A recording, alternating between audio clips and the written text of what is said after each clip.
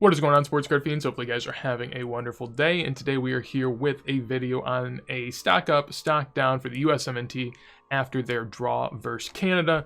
Definitely not the result that we were looking for. The mantra typically is draw away and win at home, and if you do that, that'll be more than enough to see your way on through. We drew away, which wasn't exactly what we were hoping for. I mean, against El Salvador, we were kind of hoping for a win.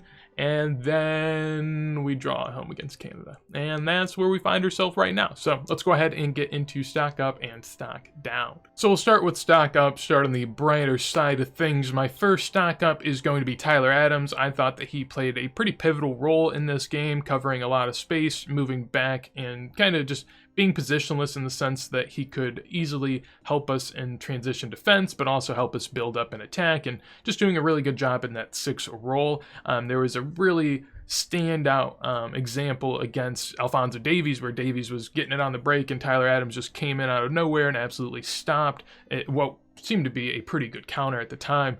And you could just see that happening time in and time out, just Tyler Adams going around and stomping out fires for us, which is something that, you know, if we don't have that type of player, we could honestly even get exposed in these games. Like, Canada could have easily beat us if we don't have someone like Tyler Adams to kind of mask those defensive inefficiencies that we have with Dest out on the right backside and with a slower John Brooks, even though he is a good and experienced defender for us, a bit slower, so you need that sort of a pivot role that someone can help out as needed, and Tyler Adams was that for us.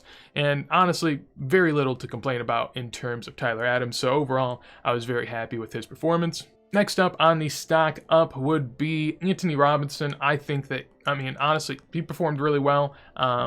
You know, I don't see too much wrong with his game in terms of in the times that he's played for us recently. In last night's game, honestly, I saw more in the attacking end out of him than I did Serginho Dest, and that's obviously not something you're expecting to see, especially when Dest isn't that good of a defender. So it was really eye-opening. I thought he did a good job defensively too. I thought Anthony was doing just a really great job up and down the pitch, really covering a lot of ground. Now, again, he didn't have to go up against Davies like Dest did, so obviously that's a bit more of a challenge.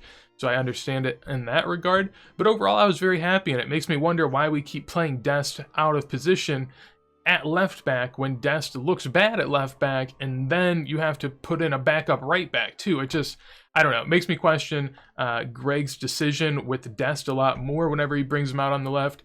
Doesn't really make a lot of sense to me, especially when Anthony's looking really good. And honestly, he had a lot of good attacks too, some good build-up play and some nice runs on the wing that can kind of allow for maybe some goals in the center of the park if the cross is there, and if we have our strikers there, of course, as well. Kind of a problem we have sometimes with Sargent, but P-Folk in this game, honestly, I wasn't too impressed with either. And then a marginal stock up for Brendan Aronson. I thought that he performed pretty well. Definitely a good bounce back from his last game where he played more in the center of the park and was kind of problematic in that role. So having him up on the wing seemed to be a better fit to him, and I got to give him credit for that.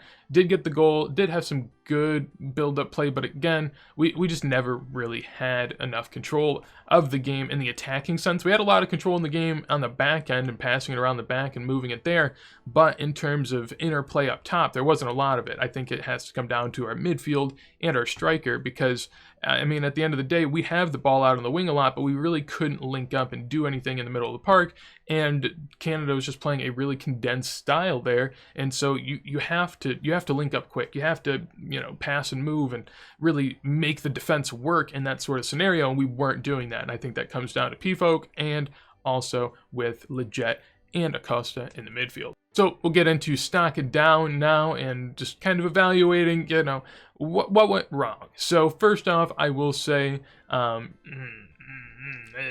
Yedlin, got to put him in stock down. Just a very disappointing game from him. He was a big reason that we gave up the goal at the, I don't know, 60th minute mark, a little bit after we had scored initially. Immediately concede on the back end. Davies just burns DeAndre Yedlin. And you can also blame John Brooks, because if you go back and watch the clip of Canada's goal, I have no clue what John Brooks was doing. Essentially, he's running back to goal. The Canadian guy, I think it was Laren, just crosses right in front of him, right through his field of view, and Brooks just continues on, doesn't see him, and then easy goal. And Obviously, I didn't demonstrate the best with my hands, but to have someone walk right across the front of you and you don't drag with them, you don't go with them, it's just shocking. So that's honestly maybe a two-parter right there with Yedlin and Brooks both in that goal sequence. Just terrible defending.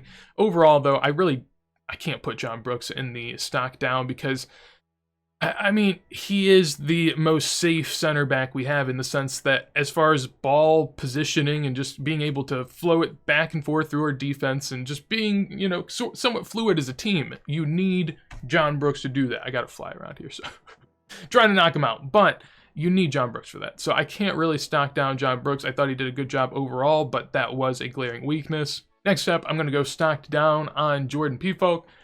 Essentially, you know, this is the gripe that I have is people will say that Sargent doesn't score, and then you play someone that's more of a target man and more of a goal scorer like Jordan Pefok, and you see that we don't have that much service into the box. This is what I've always wondered. Everyone roasts Josh Sargent for not scoring, you know, not getting those goals that you need as a striker. But when you're not getting the service, it doesn't matter. And you saw yesterday what happens when we don't get service. You got Jordan Pefok just kind of sitting up there, doing absolutely nothing, providing nothing in link-up play. We got Christian Pulisic going all the way back to defense to just get a touch on the ball, and Brendan Aronson's doing the same thing.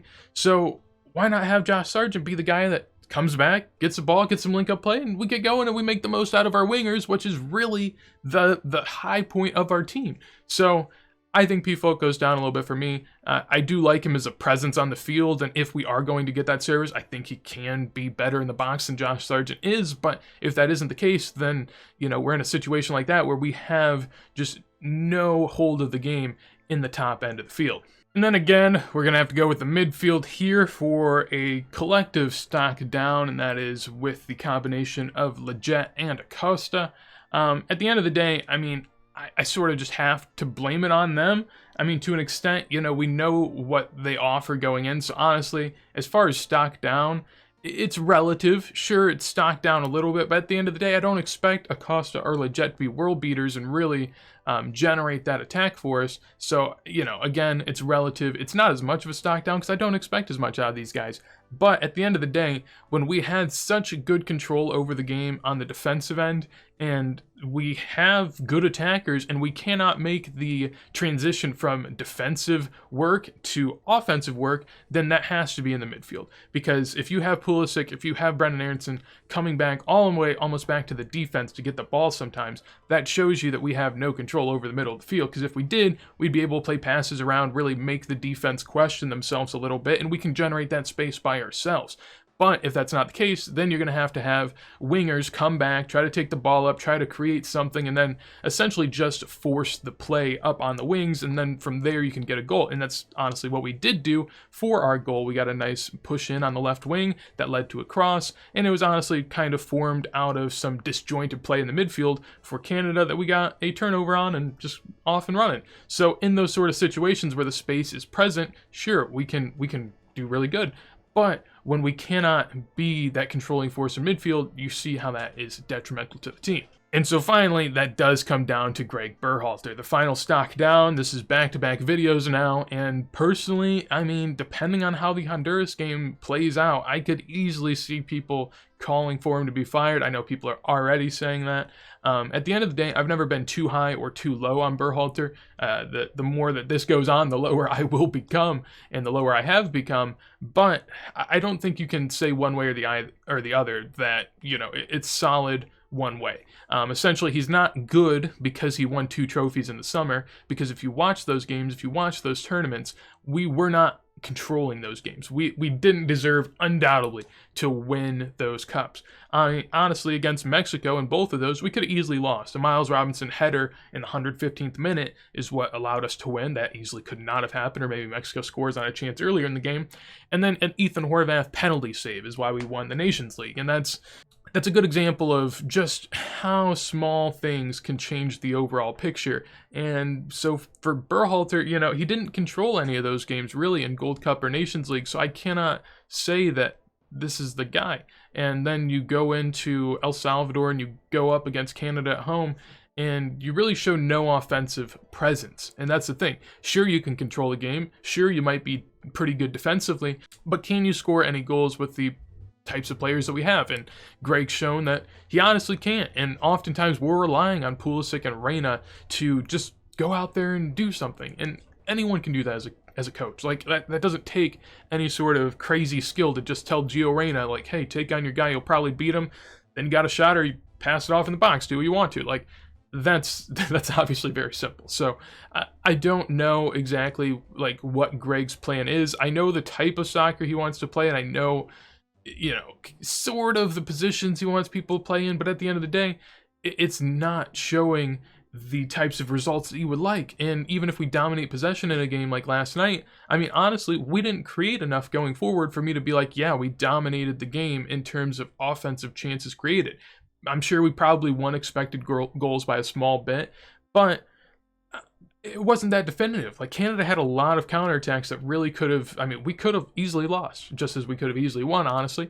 But that's terrifying. Like, Greg, you got to do something, my man. So, yeah, very scary time. Now, you could make excuses and say, well, Weston McKennie was out due to breaking COVID protocol. You could say that Gio Reyna has a hamstring problem, which kind of hurts us.